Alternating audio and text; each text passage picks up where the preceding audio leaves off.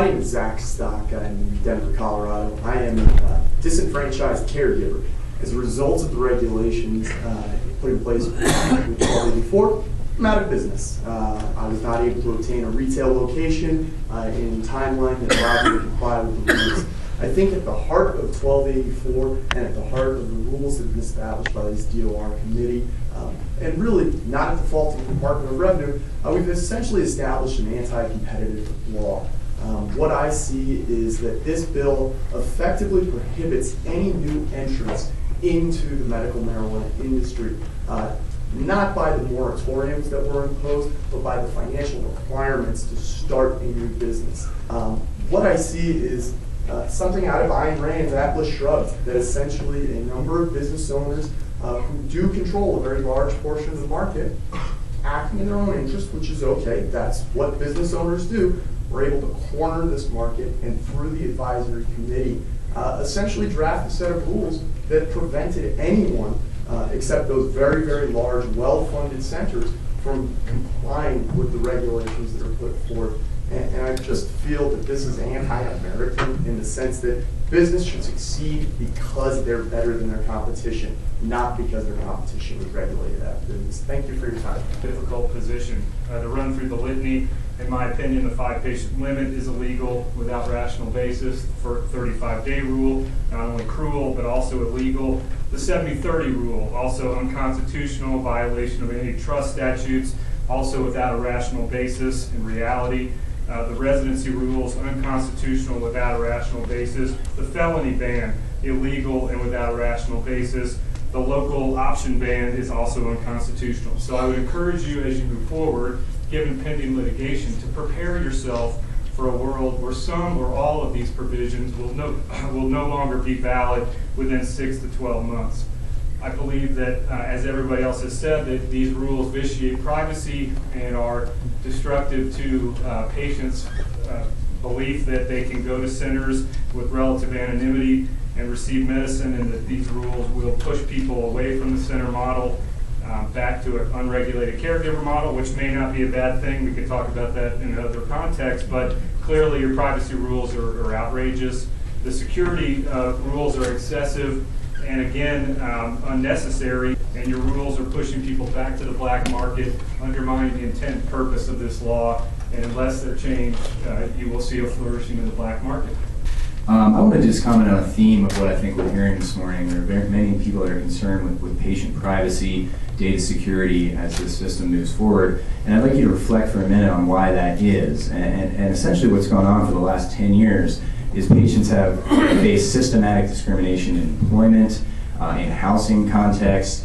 They've been profiled in the civil arena. You know, this is a demographic that has faced severe discrimination, and they are very concerned that if their identity gets out there, as I believe the current system may allow it to do so with very little oversight, they'll continue to face that discrimination. In fact, it could get worse. So what we have is a system that has cameras at every step of the way. I'm not necessarily against the cameras.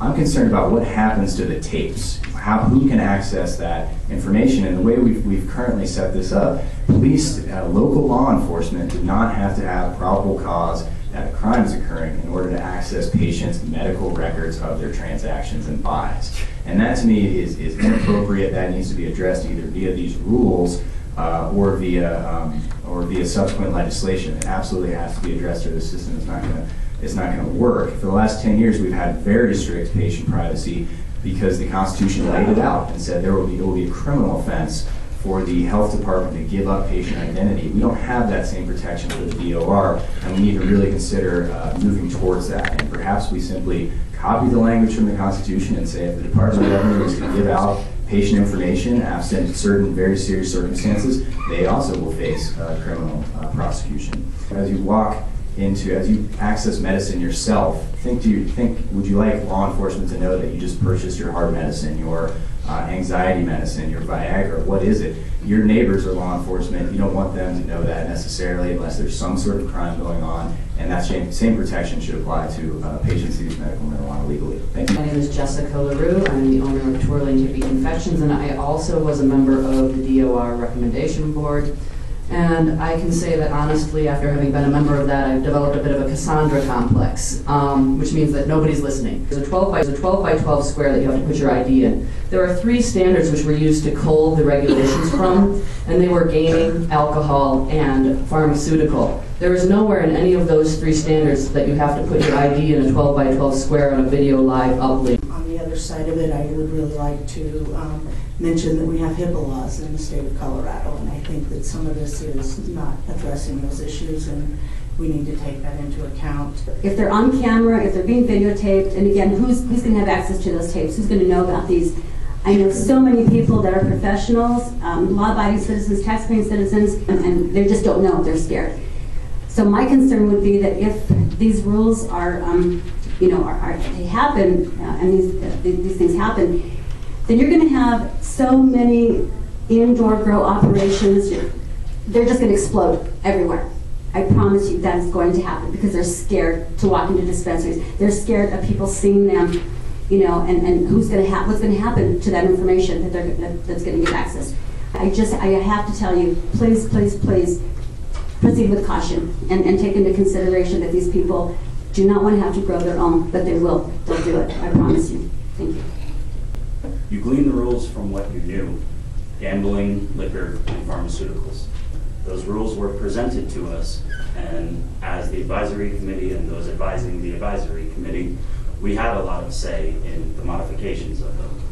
The things that from jump were the most resisted are the things that are being echoed repeatedly here tonight, without much change occurring to those rules during the review period. I'd like to point out a few things. The average medical marijuana center has nothing even remotely close to the inventory and cash on hand of an average casino in this state. So why do we have security regulations that are imposed in the same manner as a floor that has millions of dollars on it? Secondly, liquor is indisputably a recreational intoxicant. It is not medicine. We have accepted that as a society across the board, yet we're regulating this medical industry as though it were exclusively recreational intoxicants. I don't believe that these rules have clarified that concern. The purpose of the voters' action in regulating medical marijuana was to ensure safe access. The effect has been an unprecedented imposition of Big Brother's power. So much so that the purchase of the active ingredient of meth, pseudoephedrine, is now less surveilled than this industry. These rules represent the fear and ignorance that led to the prohibition of this plant 75 years ago. I thank you for your efforts thus far, but the privacy concerns must be addressed before this industry will embrace any of the rules you're asking us to comply with. Thank you.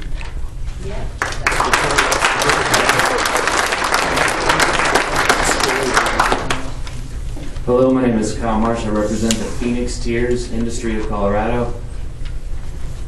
Never did the Colorado voters, when they passed Amendment 20 into our state constitution, imagine a law enforcement shield with the words medical marijuana written on it. Thank you. I'm embarrassed by that, I gotta be honest. And as a young person that's trying to be a part of this system, when you throw down 96 pages of regulations, eliminating industries, eliminating good, hard-working people who are struggling to survive, who are struggling to make their rent, when you set regulations into place that limit them and force them out of business, like you've heard numerous people talk about today, it's just embarrassing. Why should we have more regulations than a convicted child molester? Yeah. Why should we have a $4 million, $16,000 camera system? Shouldn't that be placed on multiple drunk drivers who go in and purchase alcohol? How about a face recognition software so we can catch guys who we know are going to drive drunk before they go out on the roads and do it? These regulations go above and beyond what need to happen, and we were operating just fine under Amendment 20. Yeah. We really were. And if you had allowed us to blossom as an industry, it would have gone a lot better for everybody, and you wouldn't be facing these legal challenges that are going to knock all your hard work out of the ballpark. As far as Phoenix Tiers goes, there is a black market cancer cure right now in Colorado using ingested cannabis. And I am proud to say that I have cured 2 people of cancer using ingested cannabis. I'm very proud of that. And there are 40 other teams like me across Colorado who are now all going back underground because they just can't deal with 96 pages of regulations and $6,600 fees. These are dying people and patients we're talking about, and you guys have a nice little shield with the words medical marijuana on it, and it just makes me want to cry. I am that ashamed and embarrassed of these regulations. House Bill 1284 is unconstitutional and needs to be thrown out. Amen. Thank you.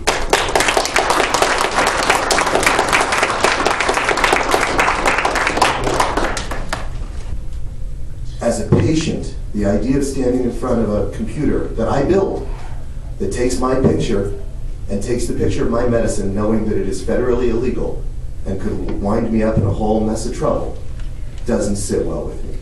Please make some more provisions for caregivers to be successful and not feel like criminals, and please do what you can to keep our patient privacy protected. Thank you very much.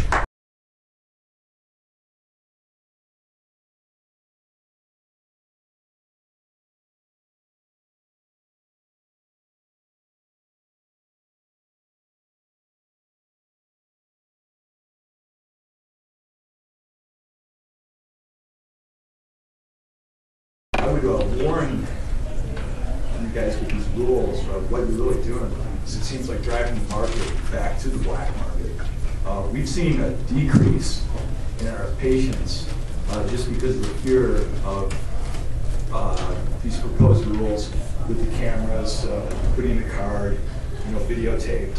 It's very intrusive, and we're seeing people very concerned about privacy rights.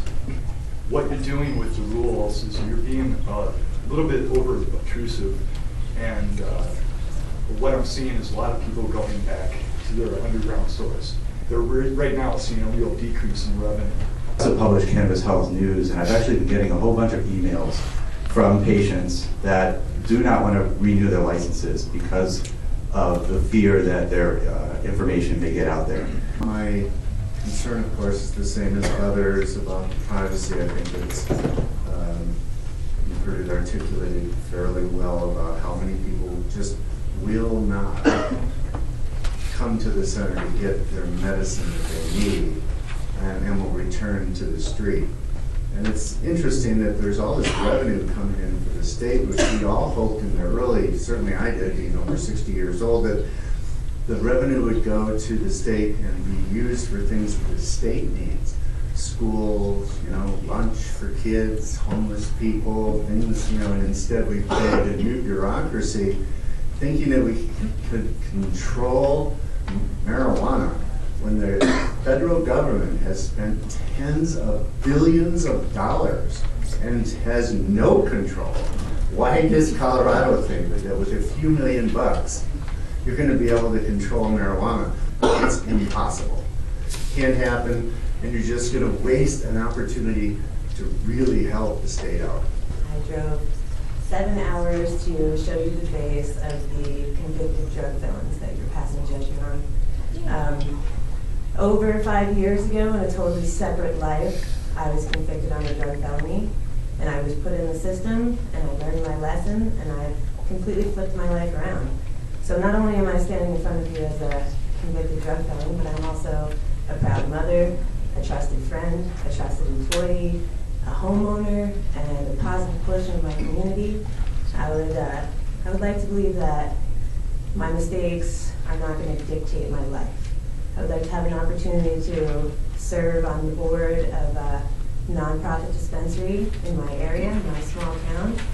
And I just want to let you know that we're not all the criminals you're looking for. Thank you for your time. Largest problematic aspect of this proposal, which is the video cameras. And the video cameras filming patients, and the video cameras taking a picture of a medical marijuana patient's confidential state-issued registry card that includes that patient's name, physical address, social security number, and certainly the data that that person is allowed to possess medical marijuana. And the problem is that these video records are available to police officers on demand. I hope I'm wrong about this if this regulation is adopted, but I predict that you will see en masse patients rejecting the center concept. They'll be voting with their feet, they'll be voting with their wallets. That's going to hurt us as a state. It's going to hurt all the work and a lot of the well-intentioned work that the government has done on this issue. So please take out the requirement that patients be videotaped, their faces and their names, and that be accessible to law enforcement. If that can be corrected, that will go a long way towards preserving the center concept that I think we all want to succeed. If we don't take that out, people are going to go back to their caregivers. They're going to go back to getting their marijuana from whatever source they can, and they're going to avoid these centers. And there are lots of good people, very well-intentioned people who've worked very hard and invested hundreds of thousands of dollars to become center owners, and those investments of time and money could be wasted if the customer base evaporates, because those customers are very concerned. I can tell you from my own personal experience, let's say hypothetically I'm a patient as a member of the bar and as an attorney and as a relatively well-known community member. I am not going to shop at a dispensary or a center if I know that my picture is going to be taken and could be handed over to my local friendly police officer. I'm not going to do that, and I suspect most Coloradans who are upstanding, responsible people that just don't want their private medical information shared with the public and with police officers are going to make that same decision. So please protect these patients, and also I pledge to continue working with you and trying to craft these in the most positive way. I would like to address the board about the emergency rules that we proposed, and if that issue is going to be dealt with today or not. We're in recess, thank you.